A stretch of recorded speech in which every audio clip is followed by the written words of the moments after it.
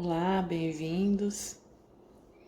O tema de nossa reflexão de hoje é a Síndrome do Pensamento Acelerado, chamada Síndrome SPA.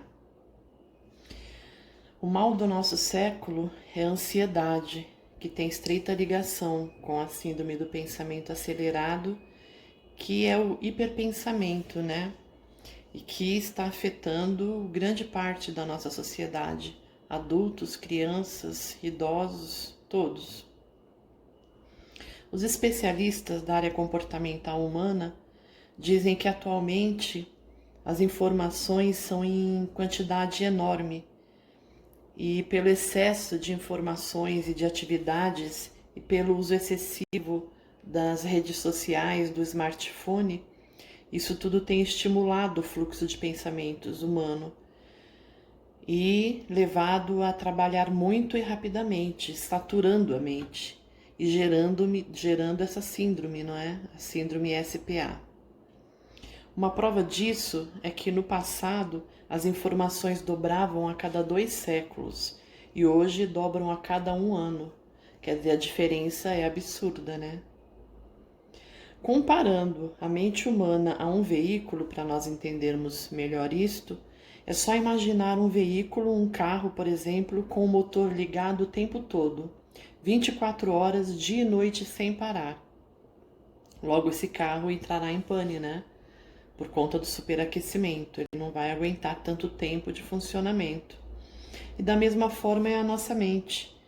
Com excesso de pensamentos, a mente muito acelerada, ela pode se danificar também, causando inúmeros males à saúde física e emocional, como nós vamos ver agora. Por outro lado, sob a ótica espiritual, porque nós vamos ver isso sobre a ótica da ciência e sob a ótica espiritual. Então, espiritualmente, nós devemos entender que todos os conflitos emocionais procedem do espírito, como nós temos falado, né?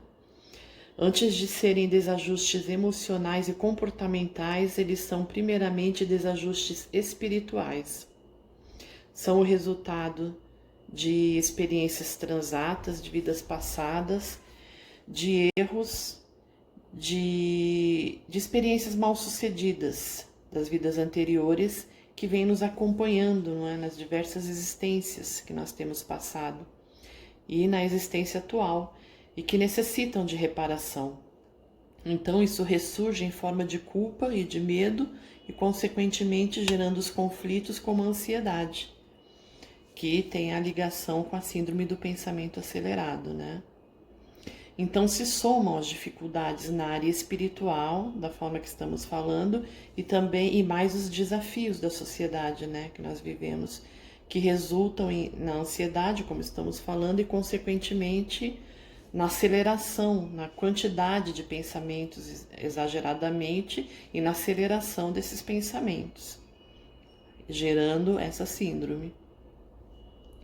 Então, o comportamento da pessoa se torna doentio, ansioso, cheio de expectativas, cheio de ambições.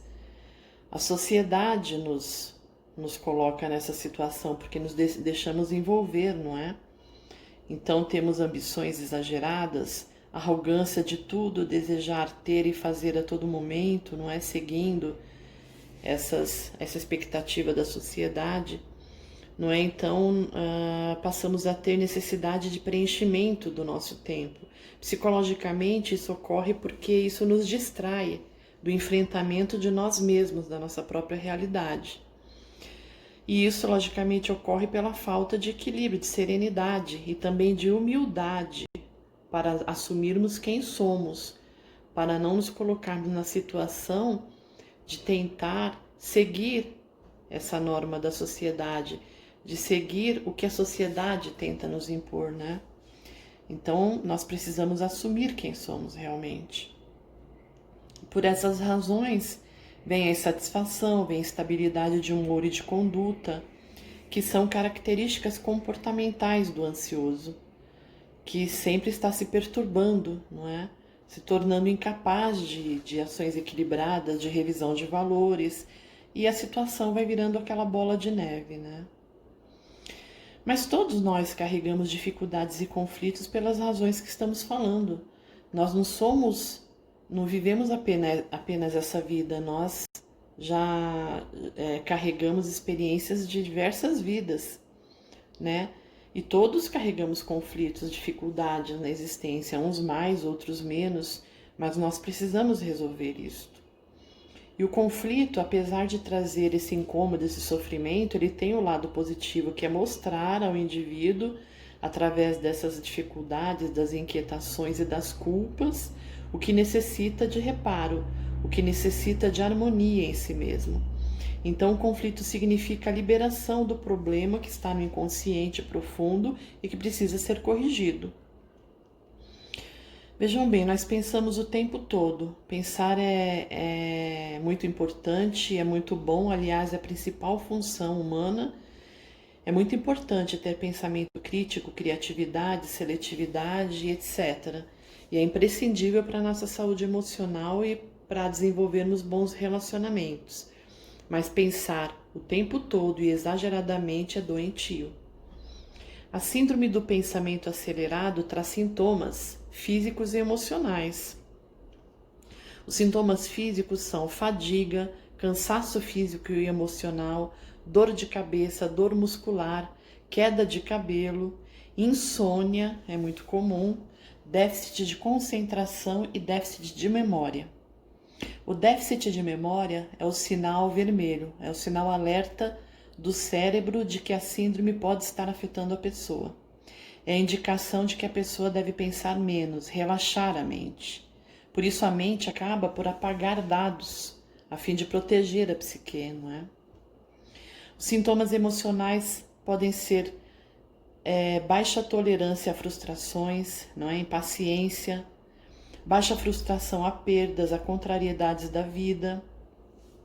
A impaciência vem muito relacionada com as pessoas mais lentas, porque não conseguem acompanhar a mente hiperpensante, não é? Da pessoa que tem a síndrome SPA, porque quem tem a síndrome quer colocar todo mundo na sua velocidade e correria, praticamente exigindo que as pessoas sejam iguais, o que é impossível, né?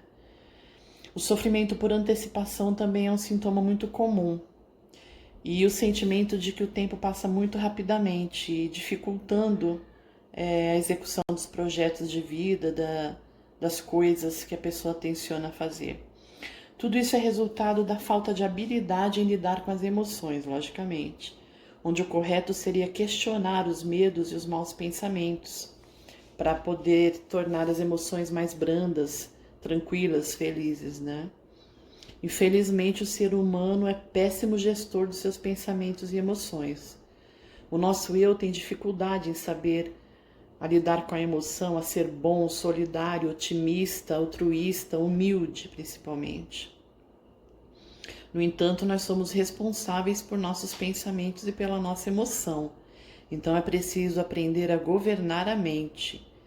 É preciso aprender a selecionar os pensamentos e desacelerar esses pensamentos. Os especialistas dizem que existe uma parte na memória que registra automaticamente as experiências que contêm mais emoção, e aí está o grande problema. Seja a emoção boa ou ruim, independe da vontade do eu consciente, e essa emoção fica registrada na memória, no local da memória em especial. Ocorre que os pensamentos geram as emoções, e a vivência das emoções, por sua vez, gera os nossos sentimentos. Então, se o indivíduo tem o hábito de construir com frequência pensamentos ruins, negativos e infelizes, ele desenvolverá fortes emoções ruins, negativas e infelizes, e elas ficarão registradas no inconsciente da memória e podem ser disparadas a qualquer momento. Não é? Isso vem em forma de medo, dos conflitos graves, não é? Como a ansiedade, a síndrome do pânico, a depressão, e torna a vida muito problemática, né?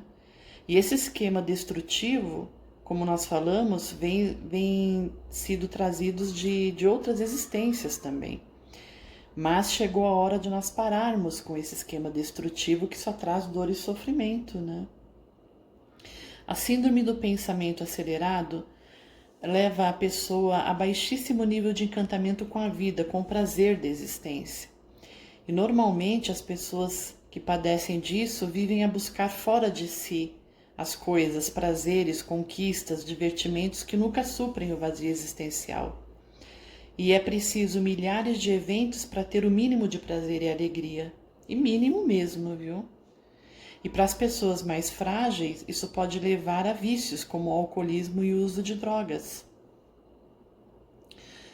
Ok, então qual seria a terapia libertadora? Vamos ver um pouco sobre isso.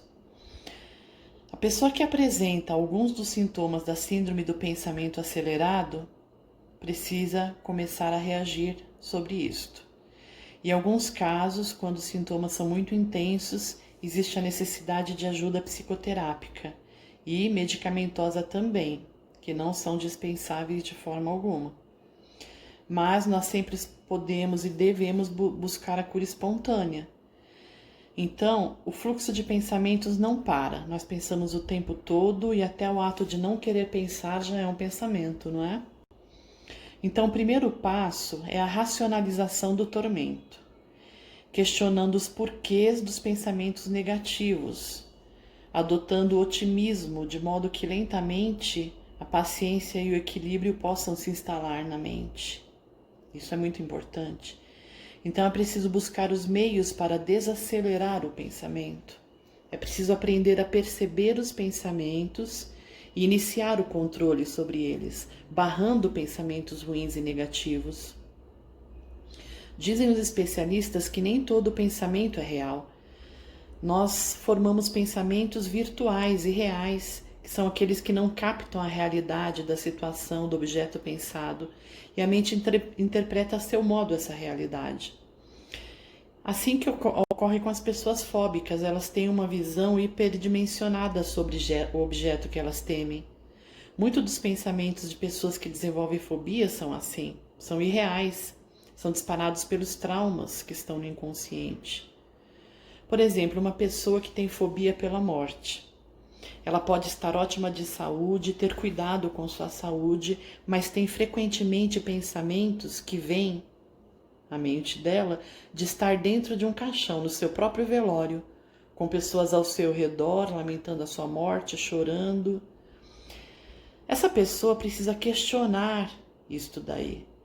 Ela está tendo um sofrimento por antecipação. E por que ela está fazendo isso?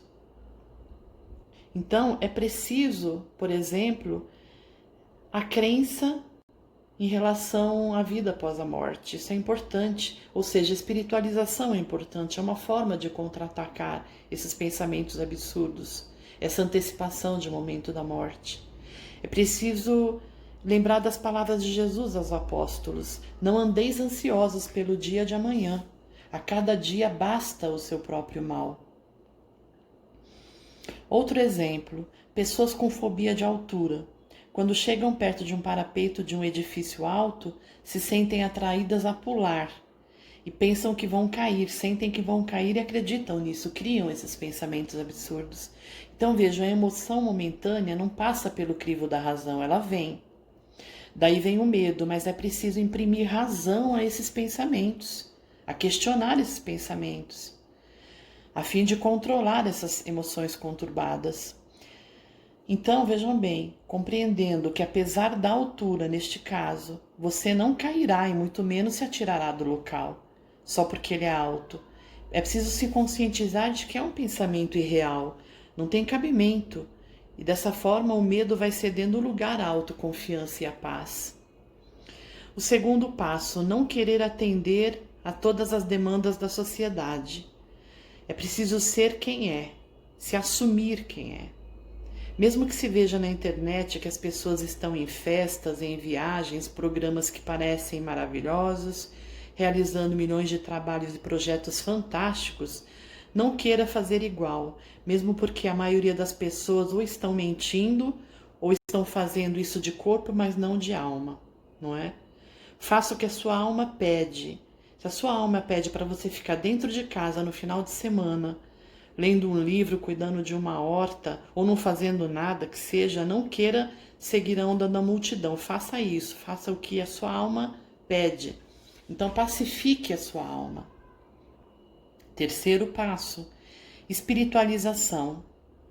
E sobre isso eu trouxe um trecho do livro Conflitos Existenciais, da Joana de Ângeles, que diz o seguinte: o paciente, no entanto, como responsável pelo distúrbio psicológico da ansiedade, deve compreender a finalidade da atual existência corporal, instrumentalizando-se com segurança para trabalhar-se, adaptando-se ao esquema de saúde e paz. Então é importante espiritualizar-se, estudar e entender sobre a continuidade da vida, a fim de não viver correndo a vida inteira, achando que é preciso fazer tudo a tempo e hora, porque senão envelhecerá, a vida passará e perderá a chance de viver. É preciso se conscientizar de que a vida é eterna e essa apenas é mais uma etapa existencial, e que após a morte do corpo físico, que nada mais é do que uma roupagem, uma vestimenta, a vida prosseguirá sempre. Nós estamos nessa vida, como diz a mentora, com uma finalidade muito importante, que é para o aprendizado do amor, da solidariedade, do perdão. Essa vida é uma escola, é uma etapa. Mas nós nunca perderemos a nossa consciência, os nossos valores intelectuais, morais, amorosos. Jamais perderemos isso. Um patrimônio que nós levaremos para sempre. Então é preciso viver com tranquilidade. Não tema o envelhecimento do corpo, porque nós somos a alma e não o corpo. Quanto mais você se sente jovial, mais seu corpo responderá a isto. Você se sentirá jovial, alegre, apesar da idade e do decurso do tempo. Não temer a morte e as perdas. Nós jamais morreremos e jamais perderemos alguém que amamos. A vida é contínua e nós sempre estaremos com as pessoas que amamos, que temos afinidade. Nesta vida, depois dessa vida na espiritualidade e depois da espiritualidade nas demais existências. É importante estudar e crer sobre a eternidade da vida. E mais importante ainda é aprender a amar e valorizar as pessoas hoje e sempre. E em quarto e último lugar, Joana de Ângeles novamente nos esclarece como combater a ansiedade, dizendo: nesse sentido, as leituras edificantes, propiciadoras de renovação mental e emocional, as técnicas de yoga, disciplinando a vontade e o sistema nervoso, constituem valiosos recursos psicoterapêuticos ao alcance de todos. Nunca esquecer-se igualmente que a meditação, induzindo à calma e ao bem-estar, inspira a ação do bem, do amor, da compaixão e da caridade, em relação a si mesmo e ao próximo, aurindo a alegria de viver e satisfação de autorrealizar-se, entregando-se aos desígnios divinos, ao tempo em que se realizará a tarefa de criatura lúcida e consciente das próprias responsabilidades de quem descobriu o nobre sentido existencial. Então, sem dúvida, a leitura edificante, a yoga e a meditação são práticas que nos ajudam demais no controle e na observação dos pensamentos, né? Nos ajudam no desenvolvimento do foco e de nos trazer ao momento presente. A meditação faz isso. Nos ajuda a vivenciar o momento presente da melhor forma possível. O hábito da oração e o cultivo dos bons pensamentos, como nós estamos falando, são imprescindíveis, porque nos aproximam de Deus, dos amigos espirituais, dos nossos anjos e santos de devoção, que nunca deixam de atender aos nossos pedidos quando são sinceros. Eles nos inspiram, nos fortalecem, nos encorajam ao sucesso, nos ajudam a nos libertar do mal, quando demonstramos a vontade sincera disto. Então, pessoal, que nós possamos todos aprender a controlar e a selecionar os nossos pensamentos, a desacelerar os nossos pensamentos, a nos pacificar conosco mesmo e com nossos pensamentos, não é? Trazendo alegria, saúde e paz para a nossa existência aqui na Terra e além dela. Então eu desejo a todos muita paz, muita saúde e até a próxima.